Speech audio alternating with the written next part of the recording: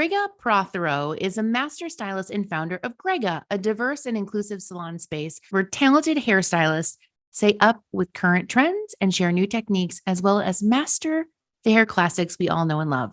Located in Los Angeles, Gregga is best known for its laid-back, welcoming environment and specialties of vibrant color, lived-in looks, and accentuating cuts. Born in the Philippines and raised in Los Angeles, over the years, Gregga has built an impressive cult following. And in 2020, she joined forces with her husband, Colin, to open doors of Gregga, where clients come to both indulge and transform. With over 15 years of experience cutting, coloring, and styling, she has a true talent and passion for making her clients look and feel their best, and for building a team of creative individuals who come together to do the same. That's quite a bio. We love it. We're going to dig into all things Gregga. So welcome to the podcast today. Yay, thanks for having me on. You bet. So you have an incredible history, but we're going to start at the beginning. So we want to talk today a little bit about, how did you get into the industry? Was this, something that you had a passion for as a young child? Was there, someone in your family that was a stylist? Take us all the way back.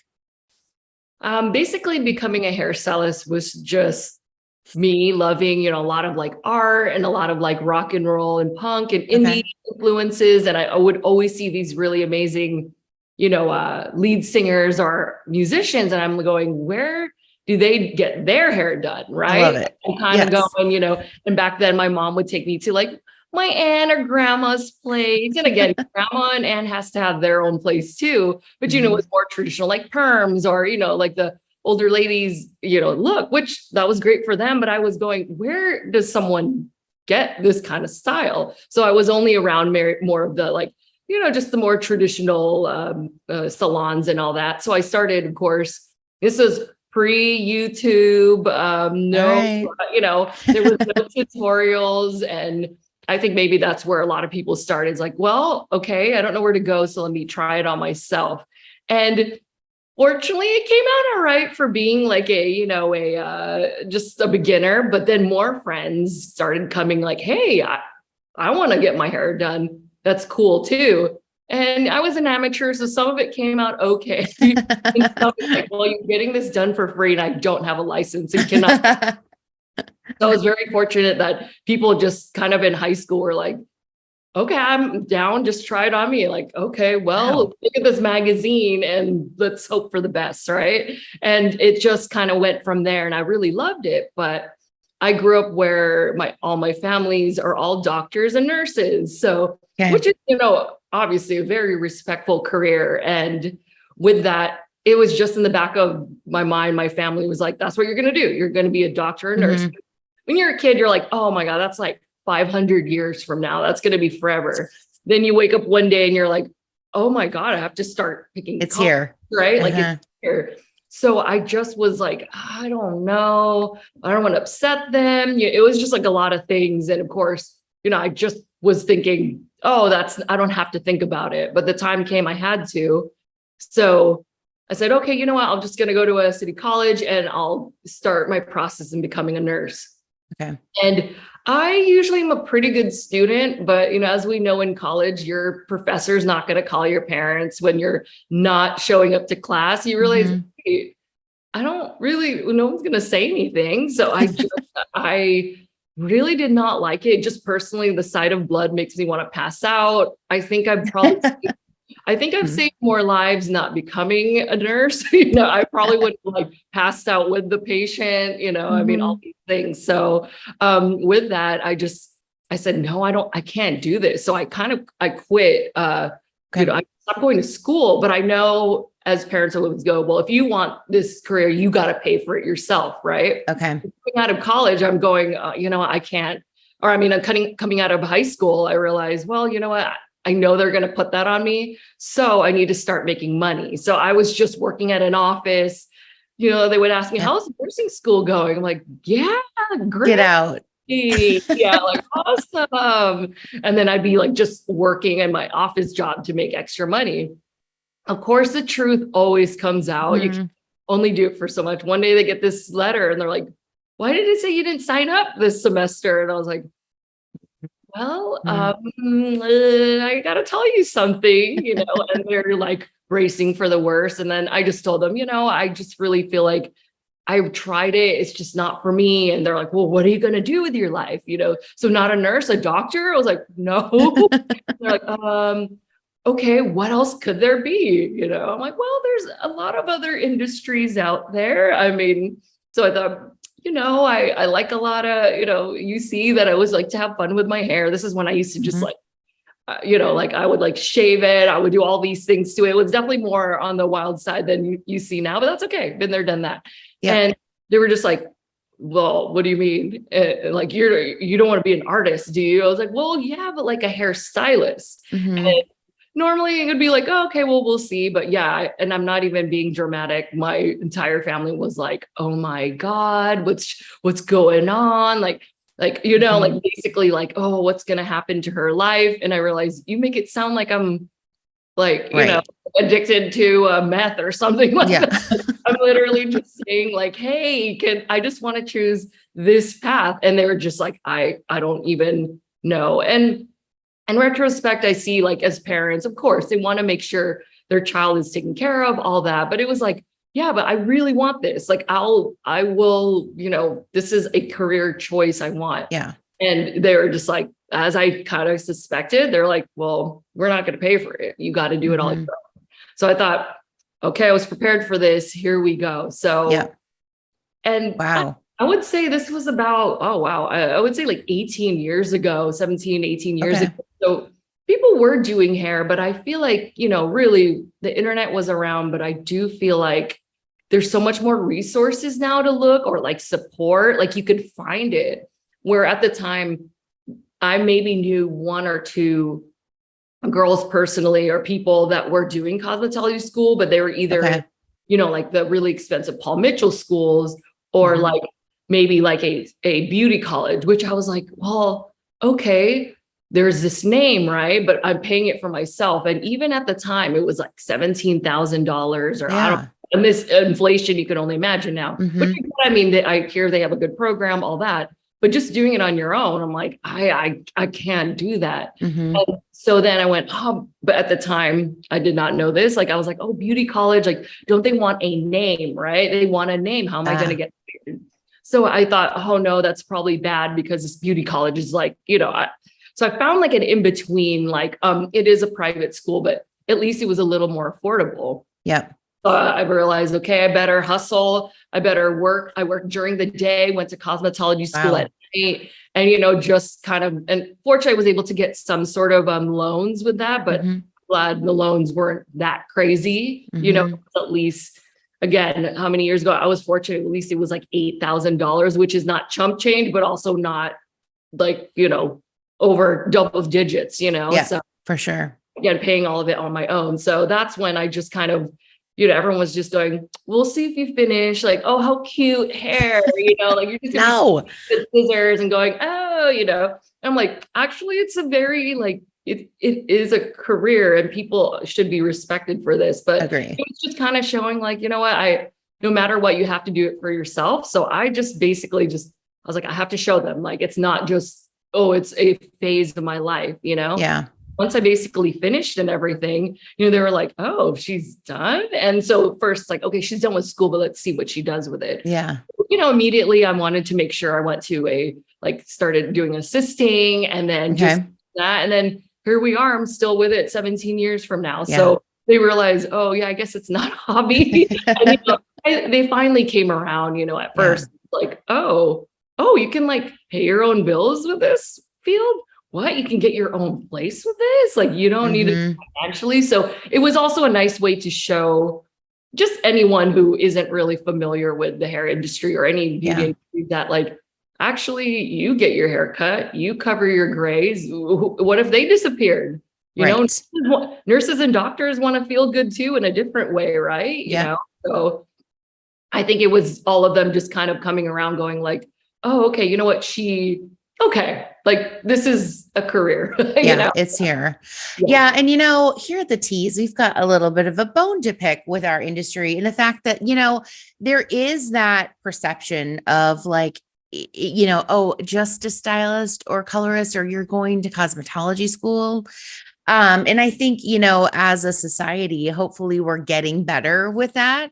Mhm. But it sounds like you initially did have those naysayers, if you will, in your life, and it probably made you doubt your decision.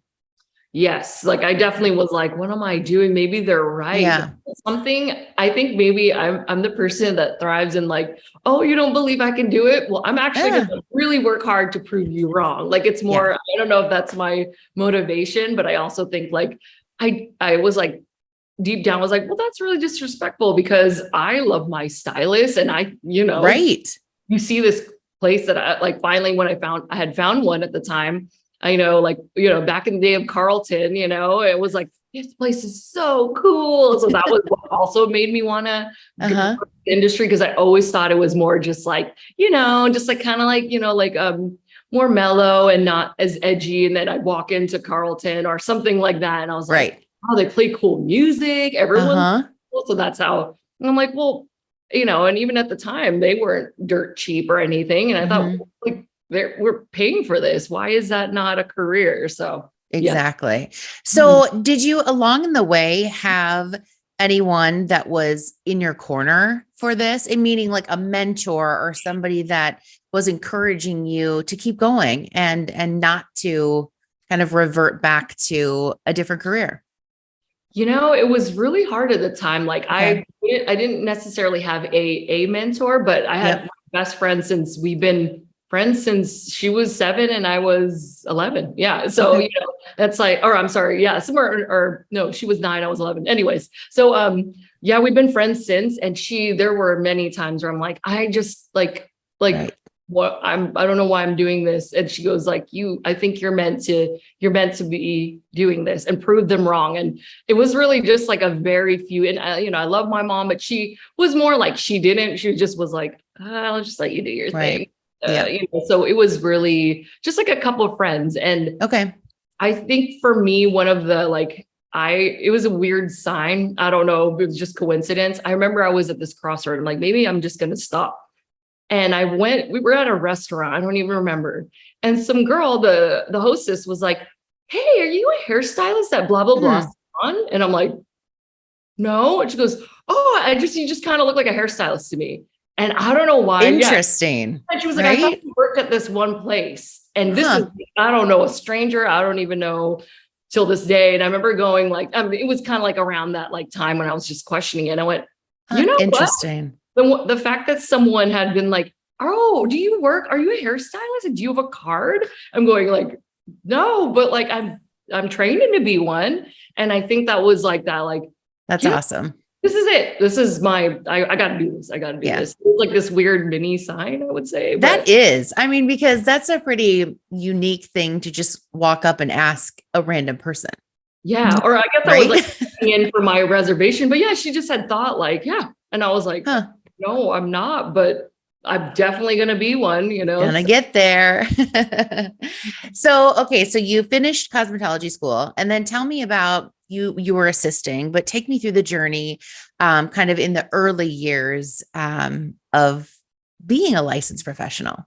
Yeah. And I think when I first got out of cosmetology school, I was feeling so good because I usually am very like, if I'm not into something, I was doing really well in cosmetology school. Like it was really cool that a lot of the like people were about to graduate were passing all their clients to me. And it's so That's fun. Our cool. school did like student of the month, and I kept getting it every month. And I was like, yeah. So I thought I was like, oh, I'm so ready for the floor. I know what's up. And then, which I'm very thankful, the reality of assisting. And I'm going like, man, at first I was like, oh, I gotta like sweep hair. Oh my gosh. And then I realized, no, I need to step back. There is way more I need to learn. Like, you're Okay. in the real world now. Like, yes, Mhm. these school people are real people and you make some clients and friends, but you're in this whole new ball game and everything. Yeah. Like, so I was very thankful. I think it's so necessary, and Yeah. it kind of, I'm glad took me down a notch to realize like, no, like this is so important. And at the time I was assisting 3 people at once. So Oh, wow. really, and again, it was more of that old school, like, do not ever sit, this and that. And I'm very like, let me know what you need. I had like a notepad to get everybody's like, like timing. And I think it does teach you how to multitask. And it is important to also know like how each stylist or a stylist handles their business side and what to do and what not to do. I definitely saw like, oh my God, this poor person is like, like just running themselves to the ground and not charging enough. Like you see like also like techniques, right? And you really, even if you're like, oh, I'll never work for them again or whatever, you always learn what you don't want. And I think that's what you remember too. Like, so I think I was really grateful that each of them kind of like, I watched their style, picked up a few things, and just the ability to multitask, like really, okay, so this person's at this time, and just kind of picking up your own kind of style of doing things and making it your own. Tell me a little bit about how Gregga started in 2020, because that was quite a year to start a business. Oh yeah. what timing, right? Yes. Just had been there, and so my first salon, I worked at 9 years and loved them. Okay. Long Beach. So it was 30 miles from from LA. So, I was there. Yep. I always wanted to be out in LA. I knew like all my friends were moving out there. I was going out there 90% of the time. But then I realized, oh my gosh, I have a set clientele here for like 9 years. But I also moved to LA, and I was like, I can't do this commute anymore. And this was, and it was like, I went the opposite year, just your life is on the road. And I really thought like, maybe no, because I have this booked out clientele. I can't leave it. But I knew I kind of wanted a change. And I thought, okay, well, once we got our house here in LA, I was like, I have to start making my roots. I can't be half and half. This is going to be, it's going to be a big change, and, I will lose some people, but I just wanted kind of like a fresh start in a way, knowing like my knowledge, being the like assistant to apprentice to on the floor, and just some places you start to have a certain dynamic. And I thought, okay, it's time. It's time. So when I did, fortunately, a lot of my friends did live in LA. So I started doing a little bit of hair once or twice a week, and then started building a following. And then I went fully, I was like, okay, everybody, I'm going to miss you, and told everybody ahead of time, all this. So, then maybe I've been working at LA for maybe 7 years now. So 7 years. Yeah. So I'd say I've been out there for that. 7 years. And first I realized, I'm going to get nobody, but like, I think it's really just like getting yourself out there. And again, this was 2016, obviously no pandemic world, but still, it was like just pushing like, okay, I got to start having a hair Instagram. I got to start doing this, that, talk to friends, and it was a lot of hard work at first. I knew like you have to put in the time. You can't just sit there and go, okay, they're coming to me. So I really just I worked some Sundays, I did actually have extra days, but you have to do that at first if you want to be busy. Right. And so once, I don't know, I would say fortunately within a year and a half, I built like almost completely. And a lot of my clients, again, I was like, it's okay if you don't follow me. I can recommend this and that. And a few of them were like, yeah, I think I'm gonna, which again, no offense. And some of them were like, you've been doing my hair for like 10, 12 years. And I'm like, okay, well, if you're okay with that, I'm here, I'm located here. If ever, let me know. I have your formula, like it's all good. And they're still with me today. So I'd say I would say at first 30%. And with the pandemic, I've actually maybe retrieved like 35, 40% of them back. Because if they're working from home and they're there all day and they're like, and it's become like a feeling, right? Like hair, you want to look good, but like there's a hairstylist literally in every corner, right? Like you can look on your phone, you can go to the next door one, you can drive a mile, 5 miles, 10, whatever. And they're like, I don't know, I just like the way you do it. And okay, cool. So that's awesome. They'll come out, and, fortunately color's not every 4 weeks. Most of them are a little bit longer, and they say, hey, it gets me out of the house, and I have a good experience. So that's how it just came about. And then as time went on, being at the other place, I was just renting a chair there. Like everyone just always kind of thought I was the owner, because the owner was really super hands off, which, again, you always learn from stuff. Like, I was really grateful I got to start there, but it was, it's like, you don't want the micromanager, but you also don't want that, like, are you alive? MIA.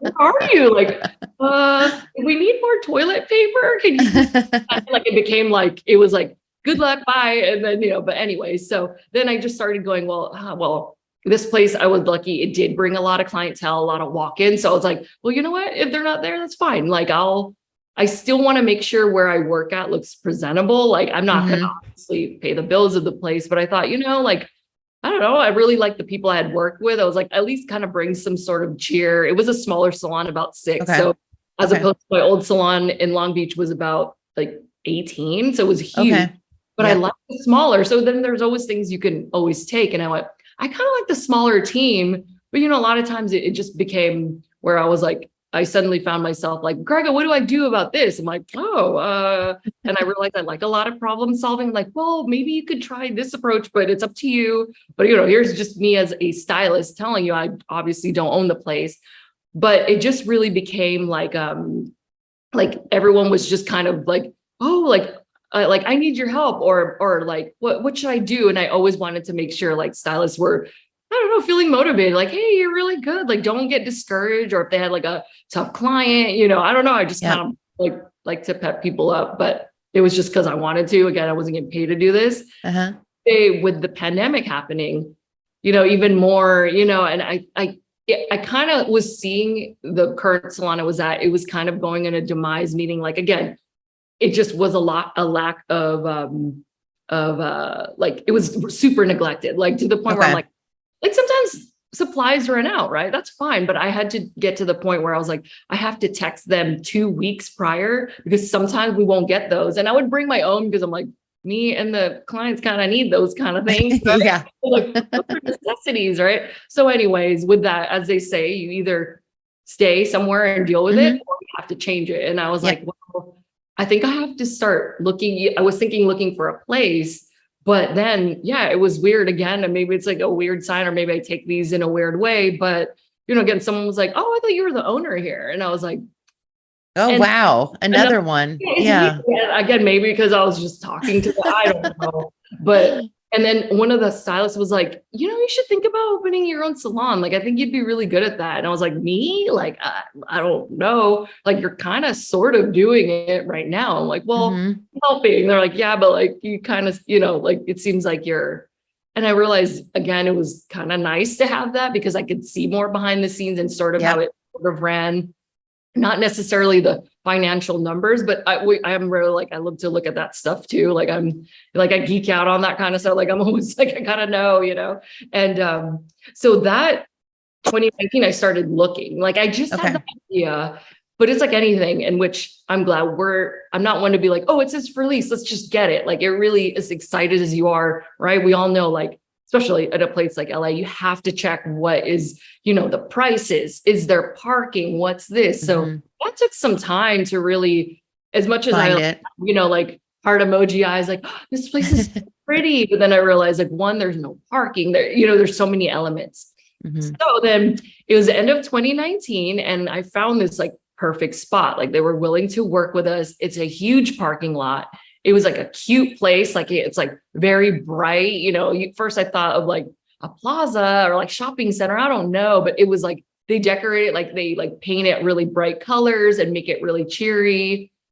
And again, parking lot, I also took myself in the perspective of a client, right? If you're getting your hair done or whatever, and you have to like park like a million miles away or, just there's nothing and you end up being late. That is stressful. And I get it. Some places that's just what you have. But since I was starting, I'm like, if I can get that would be great. So find this place. Of course, negotiations happen, you got to go back and forth. Finally, we agreed to something and it was kind of around the end of January, 2020. And wow. It's sounding really great. There was this weird rumor in the background that like something was possible in the US. And I'm like, we're all like, it's all right. Or like, it's not going to affect us whatsoever. Wrong. Right. So I was like, should I sign this?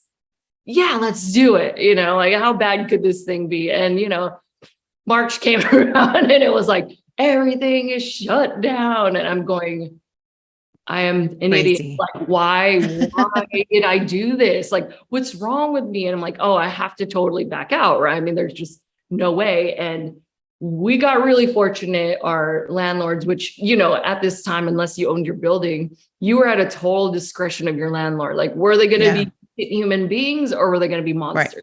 Right. You just don't know. And yeah, we got really lucky, at least. And I think too, which was smart, is like they saw the big picture. Like, yes, this crazy pandemic is going on right now. Everything's kind of upside down, but like eventually, hopefully one day when this is over or gets better, yeah, going to have something ready. And they said, oh my gosh, like, can't believe this is happening to you. We're so sorry. Like, you know what, we do want you for this place. So how about, we came with an agreement where, because the technically I did pay for a deposit, all that stuff. Right. They're like, you don't need to pay us rent. Just work on building out the salon. And when the day they say salons can open, we'll start your lease from there. And I was like, what? Really? That's They're like, amazing. I'm writing. So it's not like surprise. So Yeah. like, absolutely. And they really did stick with their word. They did. So wow. All of 2020, I mean, I was kind of still renting the chair on again, off again here. It was over here, but like pretty much, it was all in the background, like just building it. And anything that year was construction stop. Construction, it was like very back and forth, and dealing with the city during that time. Oh my God. Because, permits and all that stuff's already a nightmare. Imagine barely anyone working. You're getting just like the machine or all that. But I was thinking like, wow, is this ever going to happen? But you know what? I'm just going to keep going, and I told some of my close friends knew I was doing this, and maybe like one or two clients, but I'm like the kind as excited as I was kind of like, well, if it doesn't happen, I don't want to be like, there's potential pretend salon might happen. Like, I have something to show for instead of like all talk. Like I've always been like, I don't want to just tell you about it, I want to show you. So I just wanted to wait till it actually was built. So I'm not like, this gaping hole might be a salon, So yeah. And so a lot of it too was with the design and everything. My husband, he's an architect. So that huge, that helped out so much. So with that headache, probably without him, I probably would have ended up spending more money on like hiring an architect, hiring someone who deals with the city. Cause I don't, as a hairstylist, I don't know that part. Like I know you have to do it, but let's get real. I don't really know the exact ins and outs. So he was very helpful in the sense of like dealing with the city while I dealt with clients. It was like kind of like it really built our team aspect, but as partners, but I realized like he really stepped up in that, like the things that I couldn't do. And we really can't do everything. Like you have to delegate certain things. Like I'm good with dealing with people and like the like salon biz, but I don't know like structures, permitting, all that. So he dealt with all that. He worked on it. And then he helped with the design of the salon. So that's also so that really just kind of came about. And, he, as I would help, but he would do the like, design, the building, all that stuff, met up with the contractors. So it was so helpful because it really was a stressful time. I was going like, I don't know, this is very overwhelming. And he really helped like, oh, I know that sounds like, and of course they do want to make you confused, all those like terms and all that, like, unless you study it, you don't, it can, the point is to get you like, I don't really know what that is, but he would just be like, this means this and that. And like, I think this would be smarter for us to do this. And I'm like, oh, okay, great. So that made the build out really work out and, just kind of run as smoothly as it could during 2020. Yeah. So tell me about like the design aesthetic. I mean, is that something obviously very personal to you and your husband with him helping to design as well? Tell me about like the vibe inside the salon and what you were going for when you first started.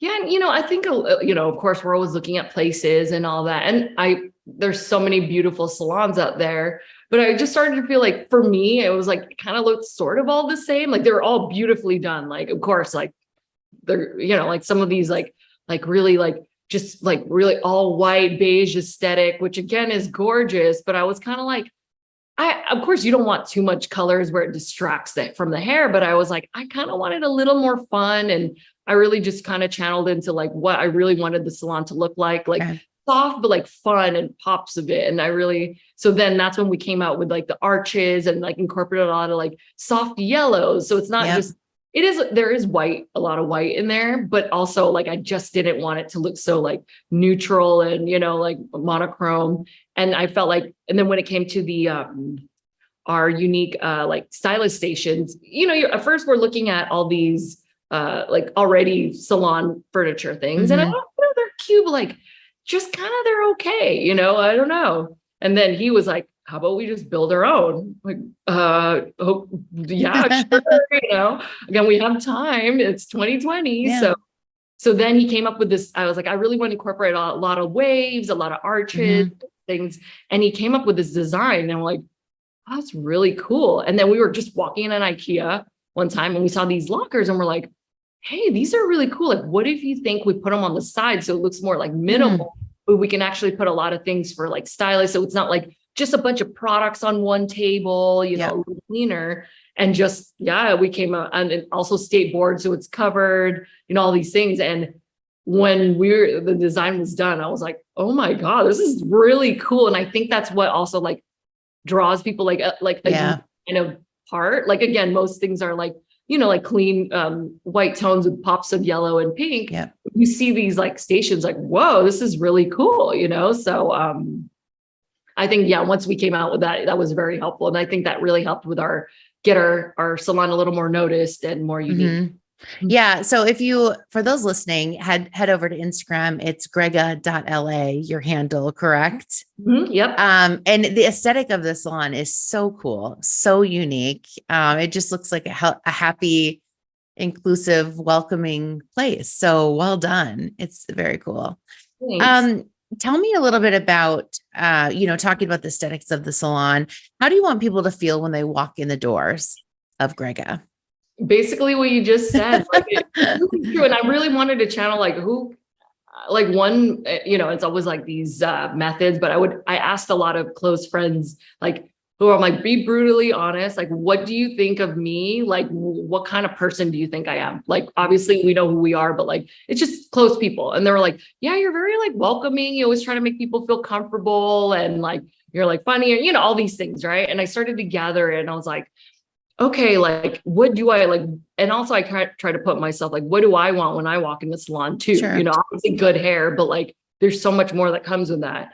And I really wanted that like welcoming vibe and also very like, I don't know, like cool, but also not like you feel bad about yourself. Like no one's going to be like, oh, you're not. It's just kind of like, we want the neighborhood, but we want a lot of artists and people to feel like they could feel safe here. So I really just tried to like implement that. And like, of course, like with some bright colors, but not too in your face. So I felt like I really wanted to just, and it is nice when I hear, like, I'll see reviews like, oh, everyone was so nice and welcoming. I'm like, yeah, that's exactly what I wanted. Like you hope you can actually implement that, but it's really cool to hear like, oh, it's happening, It's like, it is. Yeah. So when you transitioned to salon owner, was it difficult for you to find stylists, or what do you look for in bringing a stylist onto your team? Yeah.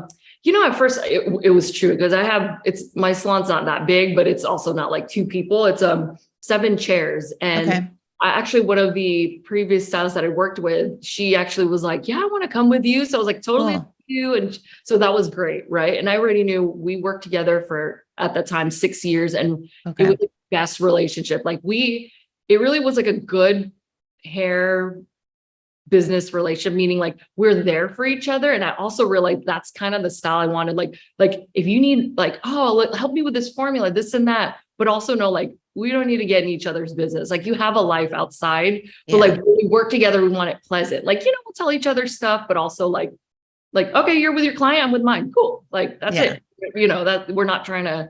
So anyways, with that, I realized like, I really like that kind of relationship. So I wanted to find people who like embodied that too. And like anything, you interview people, and surprisingly, I was really lucky. Like I got like at the time, maybe just within less than a year, I had like 3 stylists already come on it.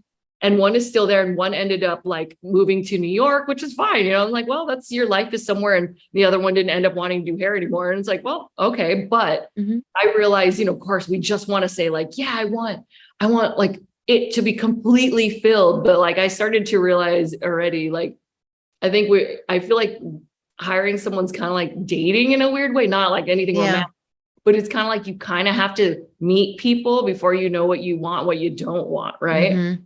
And I started to realize like the styles of it's a place where we do want to feel like we're there for each other. But I really the point of me also wanting to open my salon was like, I really don't I don't need anyone yelling at each other. Like I don't work really well with that.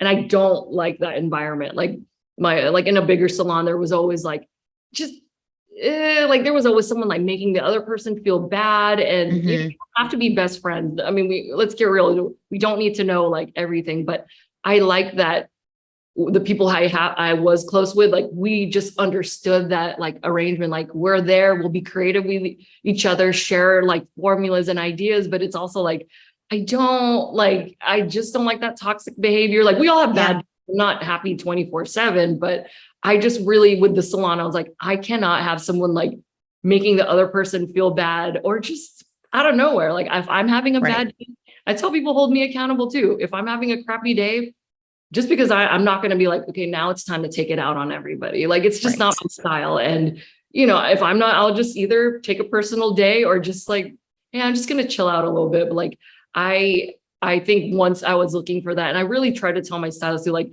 I know everyone says no toxic behavior, right? That's just a thing. But like, I tell them, hold me accountable. Like, don't just listen to what I'm saying, actually observe the salon. And then as the people I started getting on there, and there was some hit or misses, and I realized, you're just not good for the culture. Like, it's not our style, you can't please everyone. And some people do that. And again, it's like, that's fine, but we're just not the salon for you. Like if you want that kind of intensity, like, I don't think you're going to really realize soon, like, that's just not our vibe. That's not my vibe. So in that sense, and it's also going like, even though I'm a nice person, I also won't tolerate if you're going to be unpleasant to people and clients, like just go get a suite. I tell them, maybe you're not meant to work with people. You're meant to work with them, and that's fine, but I don't want that here, So I really look for someone who's open, and also just really like, if you want a team, but you also want like that freedom to like, and I also believe like people have their own artistic styles. Like just because I do a balayage one way, as long as the client is happy and it looks good and you're proud of it, like however approach, if you're not a short hair person, focus on long hair. Like I really want people to like thrive in like what they're good at. Not like everyone must do this.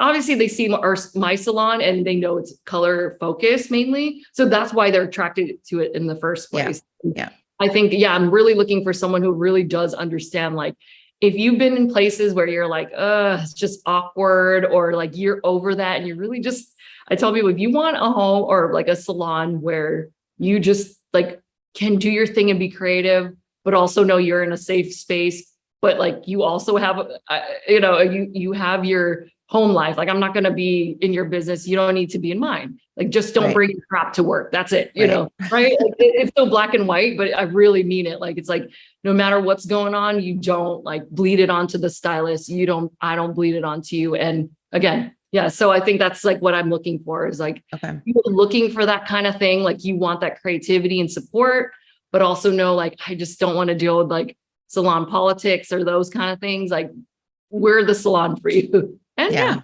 and now we're at about 6 of us. So that's really, and then one of the 6 meeting and counting me. One of them I actually worked with in Long Beach, and she comes and works once or twice a week. And we've worked together for 9 years. It was like the fact that I'm able to keep, because she wanted that too. And she rents a suite more in Long Beach because obviously it's further away, but she started missing that, and again, some people don't mind, that's fine. But as she was more in those suites, she was kind of craving that, like, I don't need a huge salon, but like, I kind of like miss like bouncing off ideas, having that sort of, like, I never thought about mixing it that way. Or like, what did you do? So I said, well, you're an amazing stylist and we worked well together. Would you like to just do part-time here? And she's been and loves it. And it's cool that we can keep also that working relationship. And, especially working together for 9 years, prior to that. So I think that that speaks well to your vibe, right? Like your tribe and your vibe. I mean, if you've had that relationship that long, for sure. Yeah. Okay, so let's talk a little bit about trends right now. So certainly your salon is known for vibrant color, as I mentioned before, lived in looks and accentuating cuts. But Mm. tell me about where you think color trends are going by Yeah. the end of the year into next year. Like what are you predicting? I am definitely seeing a lot of coppers, like different Okay. versions of it. And the thing about coppers is it is really pretty on everyone. It just depends on the tone, right? Like I Mm, with my personally on my skin tone, if it looked too like natural red and more muted, it would kind of wash me out. I would need something more vibrant. But yeah, everyone's kind of embracing warmer tones, which is okay. nice. There was that time, right? Like, no, only ash, which again, not everyone looks good in copper, but warm could be like blonde, like a honey blonde, not Sure. brassy, right? And I think Yep. people are understanding like warm isn't just like, yeah, like usually a stylist's goal is not to make you brassy, by the way. Like I understand that you don't want brass, but like usually we're not like, we're going to mix a brassy color for you, right? Like, but I think everyone's kind of like, yeah, I kind of want more of that like warmer tones. Like it's not like so scary to say anymore, but definitely coppers, like everyone Okay. version of that. Mhm. Got it. And then what about cuts? What are you seeing? I mean, we've seen trends come and go, Yeah. but what's coming back? Like, what do you think is here to stay for 2023? It's really funny because, a few years ago, it was like that really sleek look, right? No layers. Now it's like more layers, more layers. And as we all know, all the 90s, the Y2K stuff is coming back. It's hilarious, but I guess Same. Yeah. one day, I guess it had to come around, I guess, but, and it's all about 90s blowouts again, like that huge, remember before it was like, oh, no, like sleek it down. Like I want it straight. Now everyone, especially like younger girls are embracing that like very like volume blowout, like layers. I want these front layers where for a while, like, oh no, like, No. like none of that. Yeah. So it's interesting how a lot of that style's kind of going back to that. Yeah. And a lot of the, and I think just kind of exploring with a lot of that, like French girl bob's always kind of been a thing, and bangs, like it's like layers, bangs is kind of coming back in whatever version that is, from a mullet to a shag, it's just all its own version. And I feel like layers are here to stay.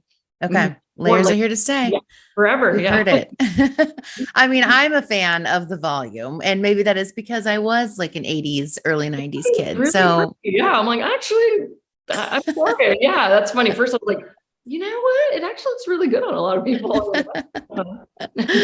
amazing. So now we're going to get into a little bit of what we call the Tease Quick Takes, if you're ready for it. It is just off the cuff. We're going to get to know you a little bit more. So first off, what was your last Google search? My last Google search. What was it? Oh, top new restaurants in LA. Okay. All right. And what did you come up with? Did you go to one of them? Yeah, I did. Let's see, which one did I try? It's called it's called Safi's, and it's got this group called like from the Bestia restaurants and all that. It's like from this whole line. It's a really good like shawarma Middle Eastern place. Ooh, it was really good. Yeah, I just always like to look like what's opening, what's around. So yeah, amazing. Out, yeah. Okay, so in looking back at Gregga's Instagram, I did see you back in the day doing some hair on the side. And certainly a trend there, but tell me, what was the cringiest trend you have ever tried? Oh God. I mean, and it's probably going to come back, right? Like it's always highlights are never going to come back, and then it's back, right? Mm-hmm. I felt like that kind of was, but weirdly enough, some girls really pull it off. I think it's just how you like wear it. But another cringy one, which I was huge into this emo scene. Okay. And that person, the like part started here and like drooped over my face, and like all right, panels of, it was like, oh God, like I really thought that's going to be in forever. Then you realize like, no, like, oh God. And I mean, do we think that's going to come back? I suppose everything will, right? It's all going to come back around. I already had a few like middle schoolers ask me about it. And I'm like, oh my God, I've not done that cut in forever. So what you need is a flat iron, okay, of hairspray, and like get ready, do not touch your bangs, whatever you do. Do not touch things. Oh, that's amazing. Okay. What is an animal that you are most like? I feel like a cat. Yeah. A So cat. and I have two at home that I love. Okay. They're babies. But I guess I'm more like, I like to observe people a lot. Okay. And I think like I mean, I am pretty I am pretty friendly, but I feel like once I really get to know you, I feel like that's like, you're the one, like you're Okay. super cool and I trust you, then like, you got me, All right. Yeah. Okay. What is one product that you cannot live without? Let's see. I really love from Davines the oil in one milk spray. Like Okay. the smell of its own just really like, it doesn't even matter. They're like, what is that you're spraying? I want it. And not only that, it's like, it just kind of like gets the tangles out. It's hydrating, but not too heavy, because I can't do too much heavy stuff in my hair, but like anyone can use it. And I feel like it's a good universal product that's like a good detangler and just smells good in hair. I think it's that, right? Like a lot of times we're attracted to, besides the packaging, right? We want that smell. Like, and I feel like that's the one that's really, that really sticks with me. All right. Got it. And then the last question is, what is advice for those who want to make it to the top of our industry? I feel like my advice would be like, you do have to put in time and work. Yeah. Like, I know, like, again, obviously people are like, yeah, don't stress yourself out. And absolutely, like, yeah, there needs to be a time, but like, I feel like you can't just sit there and go, okay, I'm going to get like all these people coming to me. And yes, the salon is important, but nowadays I feel like with the internet and stuff, like, sure, they might go, oh, there's a salon. Who are you as a stylist? Yeah. It's like, yeah, that salon is, I feel like it's first the part that lures like the interest, but it's almost like a tattoo place, right? Like you go in, who's the tattoo artist? I always try to remind them that, like, when you go to get your tattoo done, if you're very careful or you're going to look at the specific artist. So shop, which is the salon, but like you as yourself kind of need to be the one that like stands out. And it doesn't have to be 1 million followers. I mean, we don't, but like we're able to just make people know like your style and who you are. And yeah, really just kind of hone in, like, what do you feel like you want people to remember you and when they come to you for, like, and again, some people like oh, I like to be a little more like in people's faces. Well, fine, that's your brand, but like you have to kind of work towards that. You can't just like want that, and you really have to take action. Like you cannot just, and I like really want clients to come in. It's like, but what are you doing though? Are you like networking? Are you doing this? Like it just does not, like, you have to take action. I mean, our job is physical. It's one to one. So in order to do it, you have to really put in the time and work. Yep. I love that. A great note to end on. Thank you so much for your time. It was so fun getting to know you. And again, congratulations on the salon. It is stunning and all of the great work that you're doing. Thank you so much. Thanks for having me.